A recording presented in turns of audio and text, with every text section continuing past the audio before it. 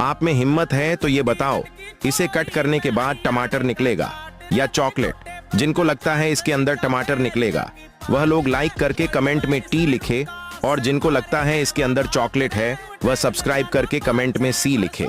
चलो काट कर देखते हैं किसका जवाब सही है। बड़े बड़े सेलिब्रिटी को सभी लोग लाइक करते हैं। आज देखते हैं माँ के लिए कौन कौन लाइक करके और चैनल सब्सक्राइब करके कमेंट में यह वाला इमोजी सेंड करता है। दोस्तों यह तो टमाटर था जिसका जवाब सही था, कमेंट कीजिए।